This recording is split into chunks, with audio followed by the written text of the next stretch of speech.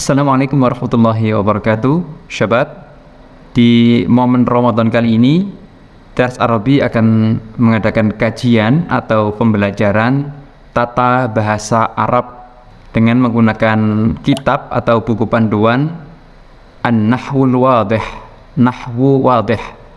Kitab atau buku ini banyak digunakan di pesantren-pesantren di Indonesia, khususnya bagi kelas-kelas santri pemula. Kitab ini disusun oleh Syekh Ali Al-Jarim dan Syekh Mustafa Amin, dan memang diperuntukkan untuk marhalah ibtidaiyah atau untuk tahap pemula. Jadi marhalah ibtidaiyah di sini bukan berarti di sekolah MI, bukan, tapi secara kemampuan kebahasaan kita mungkin masih nol atau masih pemula, maka kita bisa menggunakan buku ini. Tapi kita akan mulai pada pertemuan pertama kali ini dengan bab pertama. Kita langsung saja ya, jadi karena ini kajian singkat dan juga tidak lama, kita akan membahas langsung contoh dan penjelasannya. Jadi metode dalam kitab ini adalah diberikan contoh, kemudian ada penjelasan. Langsung dibuka halaman 11, yaitu bab pertama tentang al-jumlatul mufidatu, jumlah mufidah. Nah, yang dimaksud dengan jumlah mufidah itu adalah kalimat atau ungkapan yang bisa memberikan pemahaman kepada pendengarnya atau orang lain. Itu disebut dengan jumlah mufidah, entah itu hanya satu kata atau dua kata atau lebih, yang jelas harus memberikan pemahaman. Kalau tidak bisa memberikan pemahaman, tidak bisa dipahami oleh pendengarnya, maka tidak disebut dengan jumlah mufidah. Kita langsung saja masuk ke contoh-contohnya. Al-amtsilah, contoh-contoh. Nomor 1 ya disebutkan dalam kitab Nahwu Wadih ini, al-bustanu jamilun. Al-bustanu jamilun. Al-bustanu taman, jamilun indah. Nah, kalau ini merupakan jumlah mufidah, maka kita memahaminya taman itu indah. Ya, al-bustanu jamilun. Contoh yang kedua, asy-syamsu thali'atun. Asy-syamsu matahari, thali'atun terbit, muncul. Contoh yang ketiga, syamma aliyun wardatan. Syamma mencium, aliyun ali, wardatan satu bunga mawar. Oke, nomor 4, qatafa Muhammadun zahratan. Qatafa memetik, Muhammadun Muhammad memetik, zahratan satu bunga. Nomor 5, ya'ishu as-samak. Ya'ishu hidup atau tinggal juga bisa. As-samaku ikan, fil ma'i di air, di dalam air. Kemudian yang terakhir, yakthuru banyak, an-nakhilu pohon kurma ya, fi Misr di Mesir. Nah, ini adalah contoh-contoh yang diberikan dalam kitab Nahwu Wadih ini, yang merupakan jumlah mufidah atau ungkapan yang bisa dipahami. Kita coba lihat nomor 1 kembali ya. Al-bustanu jamilun, taman itu bagus atau indah. Nah, ini adalah kalimat yang bisa difaham ketika ada atau ketika saya menyampaikan taman itu indah ya. Nah, itu kan bisa difaham, maka ini menjadi kalimat.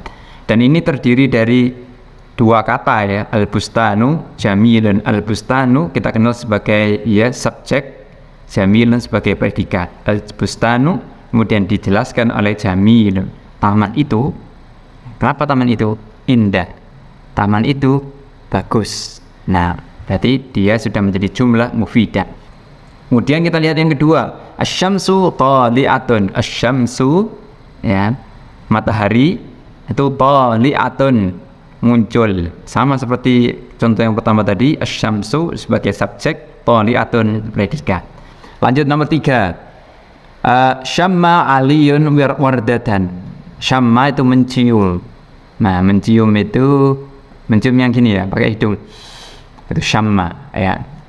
Nah, menghirup. Nah, mencium ini kan kata kerja ya, ditaruh di awal. Aliyun ali sebagai subjeknya, sebagai pelakunya atau istilahnya fa'ilnya.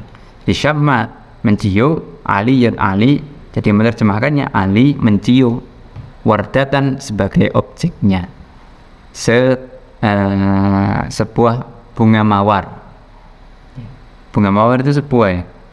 Tapi kan bunga kok bisa buah setangkai ya kalau ada tangkainya. Oke, pokoknya satu bunga mawar gitu ya, wardatan. Nah ini ada kata kerja, ada pelakunya atau subjeknya, kemudian ada objeknya. Syamma kata kerjanya, aliyun subjek atau pelakunya, wardatan sebagai objeknya. Nah ini kan memberikan pemahaman utuh juga. Ali mencium bunga mawar, bisa difaham kan? Nah ini namanya jumlah mufidah. Lanjut yang nomor 4, Qotofa memetik ya, Muhammad memetik zahratan bunga. Kita menerjemahkannya bukan memetik Muhammad bunga, nah, tapi sebagaimana bahasa Indonesia ya, Muhammad memetik bunga. Nah kata ini kan bisa dipaham toh? Nah karena bisa dipaham, namanya jumlah mufidah, ungkapan yang bisa dipaham. Nomor 5, ya'ishu hidup, as-samaku ikan fil ma'i di dalam air. Ikan itu hidup di air, itu kan bisa difaham. Nah makanya namanya jumlah mufidah. Yang terakhir, yaktsuru banyak, an-nakhilu pohon kurma. Jadi mestinya kan kalau dalam bahasa Indonesia pohon kurma itu banyak di Mesir, ada banyak di Mesir. Tapi kalau disebutkan predikatnya dulu, ada banyak pohon kurma di Mesir. Nah ini semuanya adalah jumlah mufidah. Lalu contoh jumlah yang tidak mufidah itu bagaimana? Ungkapan yang tidak bisa dipaham. Misalnya begini, saya kasih kata yang sepotong ya. Taman itu. Nah Anda menunggu kan, dan Anda belum paham maksudnya kenapa dengan taman itu. Kenapa? Karena tidak saya lengkapi. Saya hanya mengatakan taman itu, jadi belum lengkap, belum bisa difaham. Namanya ungkapan yang saya sampaikan ini, jumlah yang saya katakan ini bukan jumlah mufidah karena belum memberikan pemahaman. Contoh lagi misalnya yang tadi Ali, nah nggak bisa difaham kan? Kalau saya katakan Ali mencium bunga mawar, baru bisa difaham. Tapi kalau saya ngomong Ali sajad, nah ente tidak bisa paham atau ente nggak ngerti maksudnya ngomong Ali apa sih, Ali ngapain atau Ali kenapa. Nah itu kemudian disebut tidak mufidah ya. Nah meskipun satu kata atau dua kata tapi nggak mufid, nggak berfaedah, tidak memberikan pemahaman. Misalnya begini, ikan itu tinggal di, atau ikan itu hidup di. Nah ini tidak terlalu mufid tidak. Jadi jumlah ini masih kurang karena tidak dilengkapi. Nah sebab itu yang disebut dengan jumlah mufidah. Jadi pada pertemuan pertama ini kita masih mengenal apa itu kalimat ya yang bisa dipaham dalam bahasa Arab tentunya. Nanti kita akan sambung lagi di pertemuan kedua.